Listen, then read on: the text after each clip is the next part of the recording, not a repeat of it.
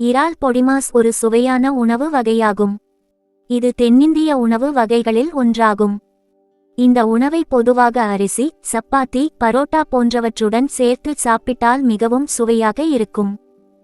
இறால் பொடிமாஸ் செய்ய தேவையான பொருட்கள்: இறால் 250 கிராம், வெங்காயம் 2 நறுக்கியது, தக்காளி 2 நறுக்கியது, பச்சை மிளகாய் 2, இஞ்சி பூண்டு விழுது 1 டீஸ்பூன், மஞ்சள் தூள் அரை டீஸ்பூன், மிளகாய் பொடி 1 டீஸ்பூன், கரம் மசாலா பொடி 1 டீஸ்பூன், மல்லித்தழை சிறிது, எண்ணெய் 2 டேபிள் ஸ்பூன், உப்பு சுவைக்கேற்ப. செய்முறை: இறால்களை நன்றாக கழுவி உப்பு மற்றும் மஞ்சள் தூளை தூவி 10 நிமிடங்கள் ஊற வைக்கவும்.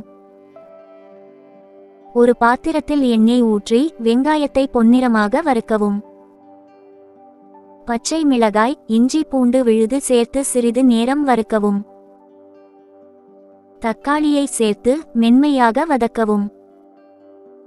மிளகாய் பொடி, கரம் மசாலா பொடி, உப்பு சேர்த்து நன்கு கிளறவும். இறால்களை சேர்த்து 5 முதல் 7 வரை நிமிடங்கள் வறுக்கவும்.